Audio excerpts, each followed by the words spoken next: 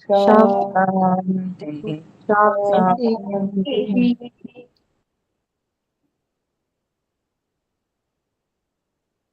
ओम। आज के दिन हम वाल्मीकि रामायण इस पुस्तक का स्वाध्याय करते हैं और इसमें कुछ राजनीति का विषय जो श्री राम जी जब भरत जी उनके पास मिलने आए हैं वन में, तो उनको समझा रहे हैं, प्रश्न हालचाल के प्रश्न पूछकर। तो यह अयोध्या कांड का 70वां सर्ग है और इसके 44 श्लोकों को हम पढ़ चुके हैं। आज हम 45वें श्लोक से पढ़ेंगे और इसमें 45, 46 और 47 तीन श्लोक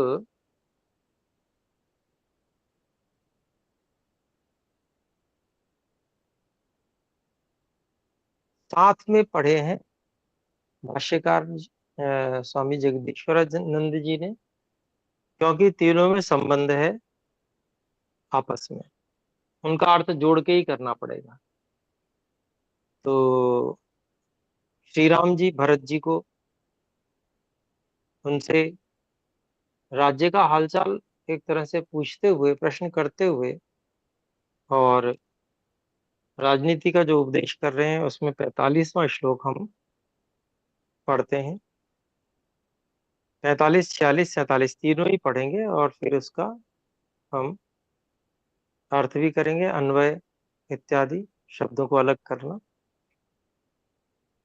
तो 45वां श्लोक है, नास्तिक्यमनृतं को क्रोधम प्रमादं दीर्घसूत्रताम् अदर्शनं ज्ञानवतामालस्यम् अदर्शनं ज्ञानवताम् आलस्यं पंचवृत्तिताम्।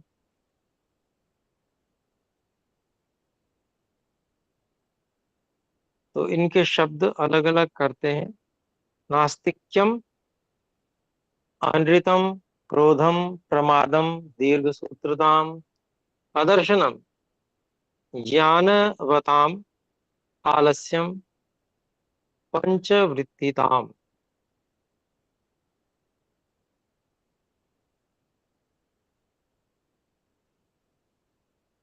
46वां श्लोक पढ़ते हैं, क्योंकि सभी एक से दूसरे से जुड़े हुए हैं, फिर एक साथ ही अर्थ कर लेंगे, अन्वय भी एक साथ कर लेंगे।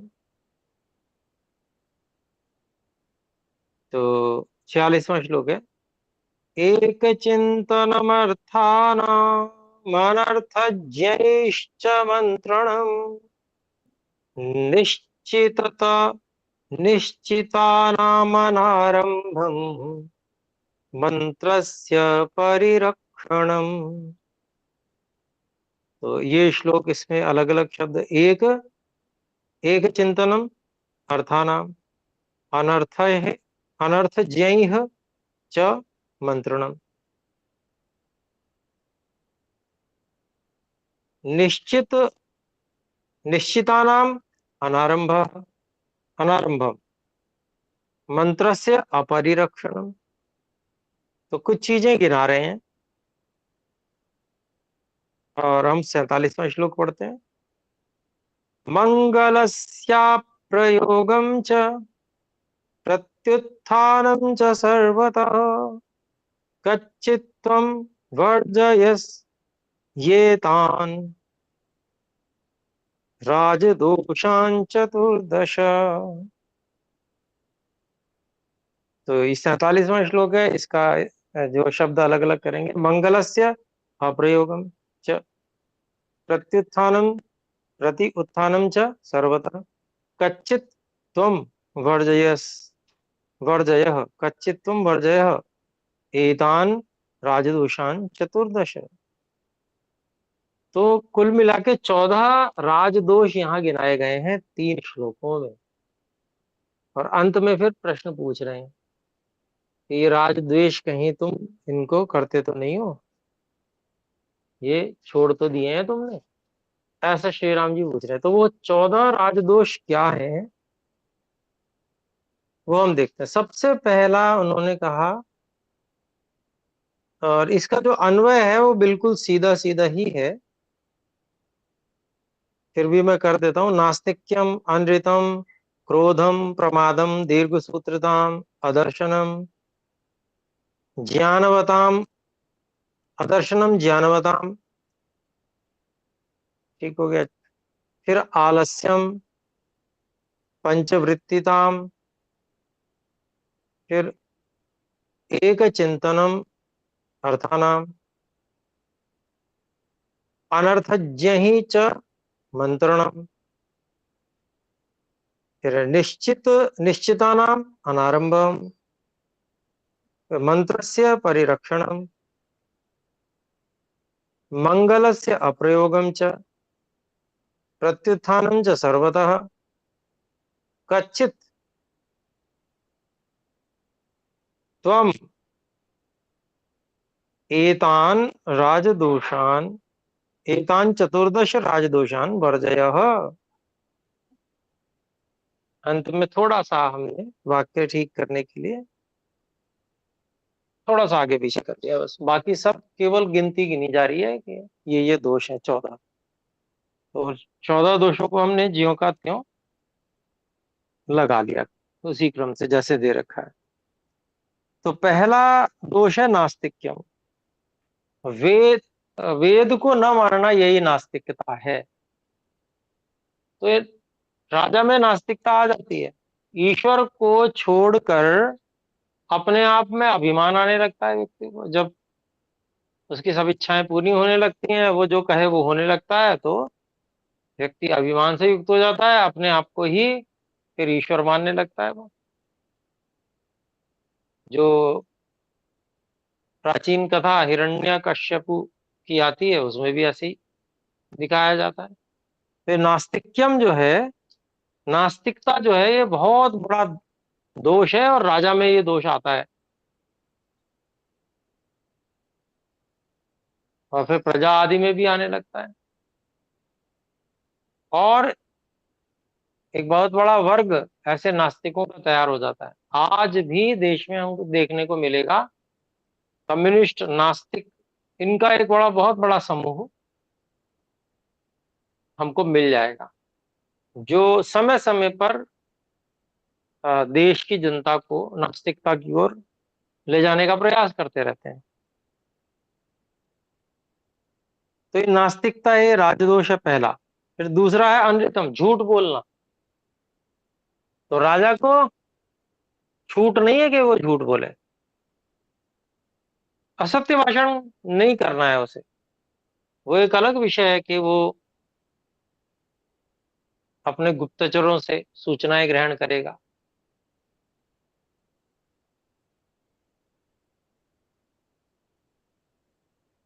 तो जो गुप्तचर है उनको तो अपना वेश बदलना पड़ेगा, तो वो एक अलग विषय हो गया, वो कार्य ही है उनका। परंतु अन्य जो सामान्य व्यक्ति हैं, पूरी प्रजा और राजा, किसी को भी झूठ बोलने की छूट नहीं है। अनृतम, इसको राजदोष गिनाया गया है, बहुत बड़ा दोष गिनाया गया है। क्रोधम, क्रोध करना भी बहुत बड़ा दोष है।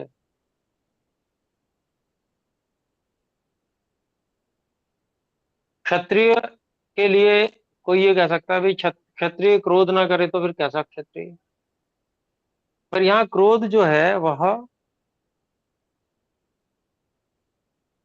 मन्यु से अलग किया गया है।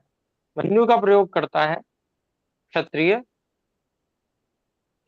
उसके मन में सुधार का भाव होता है, दंड भी देता है किसी को तो हित की भावना से, उसको मन्यु कहेंगे।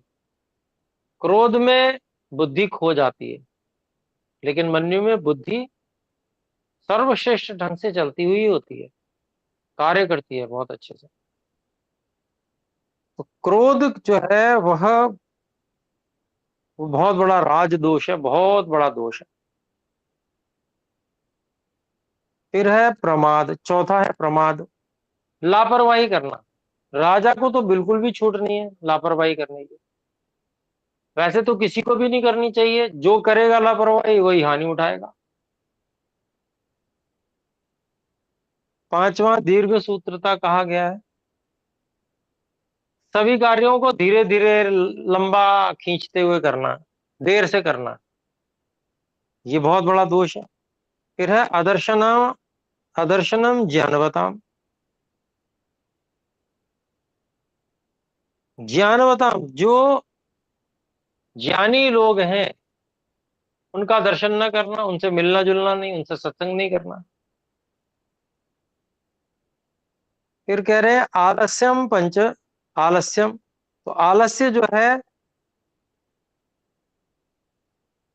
शरीर में गुरुता का होना, अर्थात अन्नपान आहार विहार ठीक नहीं रखेगा व्यक्ति तो आलस्य आता रहेगा उसको।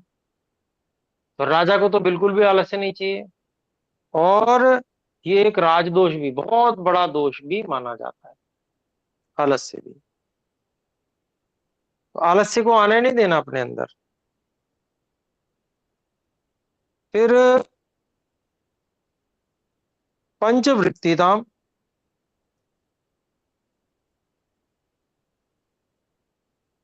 तो पांच इंद्रियों की जो वृत्ति है उसमें फंसे रहना, मतलब पांच इंद्रियों के भोगों में फंसे रहना, ये पंचवृत्तिताम हो गया।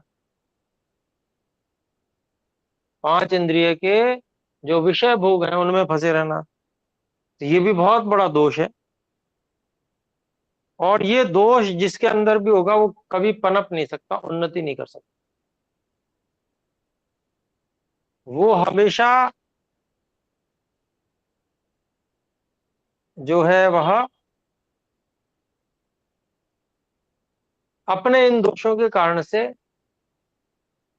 दुखों को प्राप्त करता रहेगा, रोगों को प्राप्त करता रहेगा, क्लेशों को प्राप्त करता रहेगा। ये बहुत बड़ा दोष है, राजा में बिल्कुल नहीं होना चाहिए। पंचवृत्ति था, पांच जो ज्ञानेंद्रियां हैं उनके वश हो जाना, तो ये आठवां महादोष है। नौवां एक चिंतनम अर्थानाम, अर्थात जो महत्वपूर्ण विषय है उनका अकेले ही चिंतन करना, मंत्रियों की अवहेलना करना, मंत्रियों से की सुझाव वगैरह नहीं लेना, ये भी बहुत बड़ा दोष है। अपने को ही सबसे बड़ा समझना, किसी की जरूरत नहीं है मुझे, सुझाव नहीं देना किसी से, ये गलत है।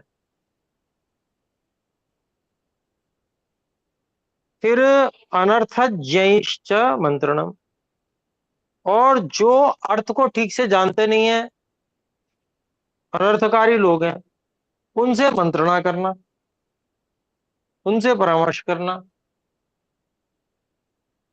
मूर्ख लोगों से परामर्श करने से क्या होगा, गलत निर्णय लिया जाएगा, तो ये भी बहुत बड़ा दोष है। ये 10वां दोष गिनाया। फिर 11वां दोष है निश्चिता नाम अनारंभम, जिनमें निश्चित सुख है, सबका सुख निहित है, ऐसे कार्यों को शुरू ही नहीं करना, ये भी बहुत बड़ा दोष है।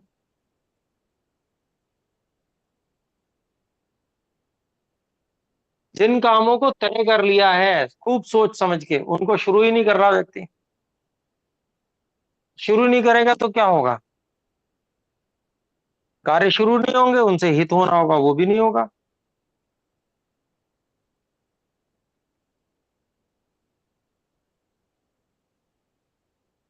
तो क्या है, वरीयता क्रम बनाना चाहिए कार्यों का, जो सबसे महत्वपूर्ण है उसको सबसे पहले आरंभ कर दो, और फिर धीरे धीरे अन्यों को भी करो।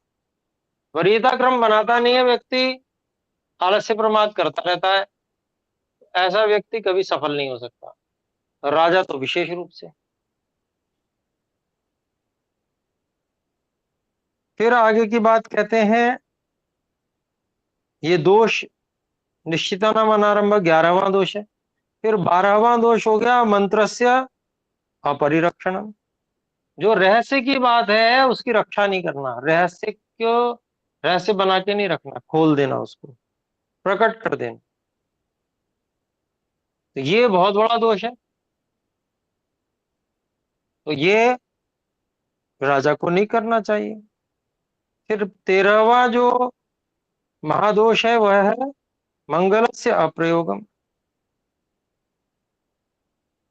जो मंगल कार्य हैं उनको छोड़ बैठना, जिनसे सबका कल्याण होना है, अपना भी कल्याण होना है, वो कार्य छोड़ देता है व्यक्ति, तो ये भी महादोष है। फिर कहते हैं प्रत्युत्थानम च सर्वतः, प्रति उत्थानम, चढ़ाई कर देना, उत्थान चढ़ना, चढ़ाई कर देना, सर्वथा सब और सभी शत्रुओं पे एक साथ चढ़ाई कर देना, ये भी बहुत बड़ा दोष है। सब पे एक साथ चढ़ाई कर दोगे तो मारे जाओगे, सब मिलकर आपको परास्त करेंगे। तो शत्रुओं को एक एक करके जीतना चाहिए, तो ये दोष भी बहुत बड़ा दोष है। और इसके लिए फिर श्री राम जी भरत जी से कह रहे हैं कच्चित, तुम कहीं, हे भरत जी तुम एतान राजदोषान, इन बड़े बड़े दोषों को, 14 राजदोषों को वर्जय, उनको करते तो नहीं हो, हटा तो देते हो, त्याग तो दिया है तुमने। तो ये श्री राम जी ने समझाया। तो 14 दोष गिनाए हैं 3 श्लोकों के माध्यम से। तो आइए देखते हैं, फिर 3 श्लोक आ रहे हैं, 3 में मिलकर उसका अभिप्राय किया जाएगा। 48, 49 और 50, मैं एक एक करके श्लोक पढ़ रहा हूं, उनके शब्दों को भी अलग कर रहा हूं। 48वां श्लोक है, पंच नहीं, दश पंच चतुर्वर्गान सप्तवर्गं च तत्त्वतः अष्टवर्गं त्रिवर्गं च विद्यास्तिस्रश्च राघव।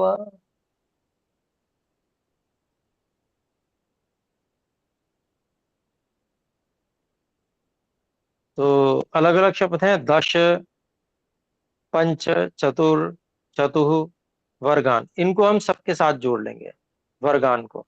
तो दश वर्गान, पंचवर्गान, चतुर्वर्गान, फिर सप्तवर्गम च, फिर तत्वतः, अष्टवर्गम त्रिवर्गम च विद्या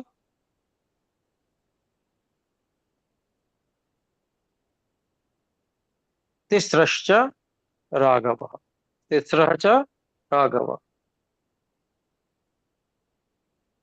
फिर इसके बाद में 49वां श्लोक है, इंद्रियाणां जयं बुद्ध्वा षाड्गुण्यं दैवमानुषं कृत्यं विंशतिर्वर्गं च तथा प्रकृतिमंडलम।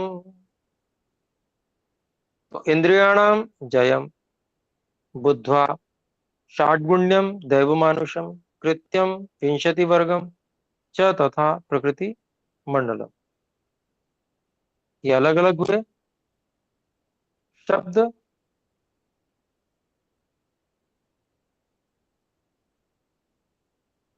50वां श्लोक है, यात्रा दंड विधान द्वियोनि संधि विग्रहौ कच्चिदेतान् महाप्राज्य यथावदनुमन्यसे।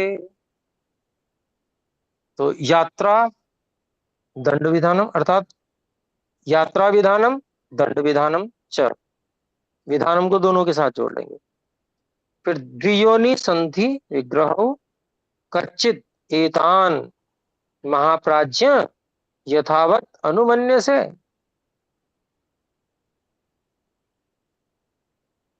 तो कुछ नियम है, कुछ अच्छी बातें हैं क्या, इनको ठीक ठीक आप समझते हैं, ऐसा श्री राम जी पूछ रहे हैं भरत जी से, तो इसका अन्वय कर लेते हैं। तो हे महाप्राज्य राघव, महाप्राज्य सबसे अंत में आ रहा है ना, उसको सबसे पहले ले लिया, और राघव ये हमने संबोधन में ले लिया। हे महाप्राज्य राघव, दशवर्गान् पंचवर्गान् चतुर्वर्गान् सप्तवर्गं च अष्टवर्गं त्रिवर्गं च विद्याः तिस्रः अर्थात तिस्रः विद्याः च इंद्रियाणां जयं षाड्गुण्यं दैवमानुषं कृत्यं विंशतिवर्गः नहीं विंशतिवर्गं च तथा प्रकृति मंडलम यात्रा विधानम दंड विधानम च द्वियोनि संधि विग्रहौ कच्चित् एतान् तत्वतः बुद्ध्वा, सबसे पहली पंक्ति में तत्वतः है और दूसरे श्लोक की पहली पंक्ति में बुद्ध्वा है, उसको हमने यहां लिया सबसे अंत में। कच्चित् एतान् तत्वतः बुद्ध्वा यथावत अनुमन्यसे।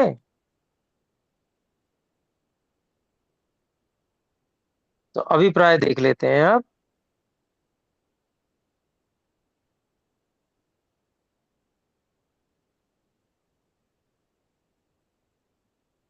तो श्री राम जी भरत जी से पूछ रहे हैं कि पंचदश, अब नहीं, दश और पंच, 10 वर्गान, तो 10 वर्ग क्या है, तो उनके बारे में यहाँ टिप्पणी में जो भाष्यकार है उन्होंने एक श्लोक और दिया है। मृग्याक्षो दिवा स्वप्न परिवादः स्त्रियो मदः तौर्यत्रिकम वृथाट्यम च कामजो दशको गुणः। तो 10 चीजों का एक गण बना दिया। ये काम से उत्पन्न होने वाले दोष हैं, ये मनुस्मृति में बताए गए हैं। तो सत्यार्थ प्रकाश की कक्षा में भी ये बताए गए थे। मृगया जो है वो शिकार खेलना हो गया, अक्ष जुआ खेलना हो गया, दिवा स्वप्न दिन में सोना हो गया, परिवाद दूसरों की निंदा करना, निंदा चुगली, स्त्रियों में बहुत अधिक आसक्ति करना, मदह नशे की चीजें प्रयोग करना, नशा करना, और तौर्य त्रिकम, जो वाद्य यंत्र तुरी होती है उसी से ये तौर्य बना है, तद्धित प्रत्यय करके। तो इसका अभिप्राय त्रिकम, 3 चीजें जो संगीत से संबंधित है वो क्या क्या है, नृत्य गीत और वाद्य, और वृथावाट्यम आवारागर्दी, इधर उधर व्यर्थ में घूमना। ये 10 जो है काम से उत्पन्न वाले होने वाले हैं। तो यहां पर पहले 10 ये वर्ग, ये भरत जी भी समझते हैं, राम जी भी समझते हैं, इन्होंने संक्षेप से कह दिया। ऐसे ही पंच, तो पंच वर्ग कौन से हैं, तो औदगम पार्वतम वार्क्षमेरिणम धानवनम यथा तथा इति दुर्गम पंचविधम पंच वर्ग उदाहृत। तो जल, पर्वत, वृक्ष, उजाड़ देश, मरु प्रदेश, इनमें स्थित 5 प्रकार के दुर्ग होते हैं, तो इनको समझना। तो ये 5 वाला उदाहरण हो गया, पंच वर्ग हो गया। फिर उसके बाद में कहा चतुर्वर्गम, तो 4 क्या है, सामदान दंड भेद या भेद दंड। हम दंड भेद बोल देते हैं, गलत है, भेद दंड पहले है, क्रम यही है, साम दान भेद दंड, दंड सबसे अंतिम है। तो ये 4 चीजें, इनको अच्छे से समझना। फिर सप्तवर्ग में बताया टिप्पणी में, स्वामी, मंत्री, राष्ट्र, दुर्ग, कोश, सेना और मित्र, इनके लिए श्लोक भी दे रखा है। समय कम है तो श्लोक अभी नहीं पढ़ रहा हूं मैं। ऐसे ही अष्टवर्ग, अष्टवर्ग में मनुस्मृति के श्लोक से बताया कि भाई चुगली, दुस्साहस, द्रोह, ईर्ष्या, निंदा, बलपूर्वक दूसरे की संपत्ति हड़प लेना, कठोर वचन और तीक्ष्ण दंड, ये क्रोध से उत्पन्न होने वाले दोष, ये भी सत्यार्थ प्रकाश में बताए गए हैं। तो ये 8 हो गए। ऐसे त्रिवर्गम, धर्म अर्थ काम या वेदत्रयी, ज्ञान, कर्म और उपासना विद्या, ये ले सकते हैं। लेकिन यहाँ पर विद्या त्रिसृष्ट, ये विद्या 3 कहती तो इसमें उसको ले लेंगे। तो धर्म अर्थ काम वो 3 ले लिए, और यहाँ पर क्योंकि लोक से संबंध इन्हीं का है, राज्य से संबंध, और जो वेद त्रयी आ गई वो विद्या 3 विद्याओं में आ गई, अर्थात ज्ञान कर्म उपासना विद्या या कृषि, वार्ता और नीति, ये भी 3 विद्याएं हैं। तो इनकी बात कर रहे हैं। फिर इंद्रियाणाम जयम, तो इंद्रियों पर विजय करना। फिर कहा षडगुण, षाटगुण्यम, तो षाटगुण्यम ये है, ये 6 गुण हैं, ये भी टिप्पणी में दे रखे हैं मनुस्मृति के अनुसार।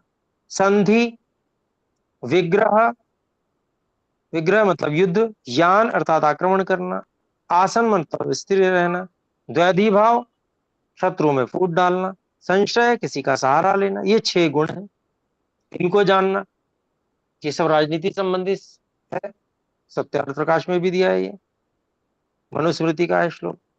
फिर है दैव मानुषम, तो दैव मानुषम अर्थात देव और मनुष्य संबंधी जो कोई ऐसी आपत्तियां हैं उनका विषय। फिर कृत्यम, जो राजा के कृत्य हैं, अर्थात राज्य कार्य जो है। फिर विंशति वर्गम, 20 का वर्ग क्या है, तो यहां पर 20 का वर्ग भी गिना दिया है।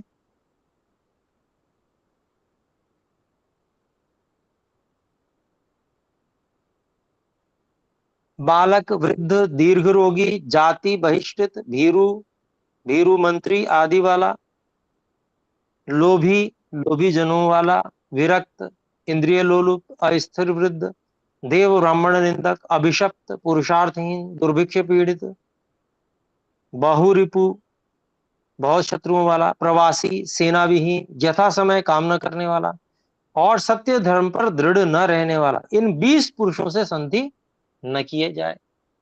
तो ये विंशति वर्ग हो गया। तथा च, और प्रकृति मंडलम, प्रकृति इसको अलग गिना है। तो प्रकृति क्या है, तो सामात्य, राष्ट्र, दुर्ग, कोष और दंड, ये राजनीति में प्रकृति कही जाती है। और मंडलम, इसको मध्य में विजय का इच्छुक राजा, उसके सामने 5, पीछे 4 और पार्श्व में 2 व्यक्ति, इस प्रकार 20 मंडल होते हैं। तो ये युद्ध का एक व्यूह हो गया, एक प्रकार से रचना। तो इस प्रकार से ये सब चीजें, इसके अलावा यात्रा विधान और दंड विधान है ना, दंड नीति अलग होती है, तो वो भी गिना दिए, यात्रा विधान क्या है।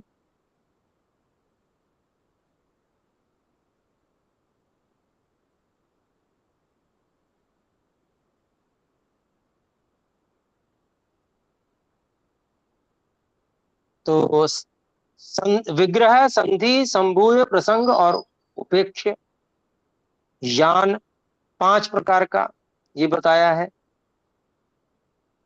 और फिर दंड विधान बताए हैं। तो दंड विधान में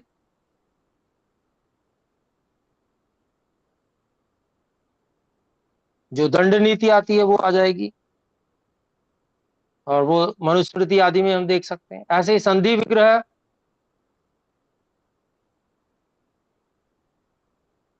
तो ये दो कारण वाला द्वियोनि संधि विग्रह, तो संधि और विग्रह इनके दो दो कारण होते हैं। तो जब हम राजनीति बहुत अच्छे से पढ़ेंगे तो उसमें अर्थशास्त्र जो है कौटिल्य उसमें और मनुस्मृति में ये सब बातें मिलती हैं। तो ये सब बातें क्योंकि समझी हुई होती हैं तो राजा एक राजा दूसरे राजा से यदि बात करेगा तो सब समझ में आता है। तो ऐसा ही यहाँ पर भी बात समझ में आती है। तो उसके विषय में फिर कहते हैं कच्चित एतान, क्या हे भरत जी इन सभी को तत्वतः बुद्धवा, अच्छी प्रकार से समझकर यथावत अनुमन्य से इनको मानते हो, अर्थात जो छोड़ने योग्य उसको छोड़ते हो और जो ग्रहण करने योग्य ग्रहण करते हो या नहीं करते, इनका उपयोग करते हो या नहीं करते, ये सब राजनीति की बात है। तो ये जो है श्री राम जी भरत जी से उन्होंने एक तरह से उपदेश पूर्वक, उपदेश जैसा पूछते हुए किया है। तो आज यहीं तक रखते हैं, समय अधिक हो गया। ये मिलकर एक बार ओम का उच्चारण करें। ओम सर्वेभ्यो नमः। सभी को नमस्ते गुरु जी। नमस्ते।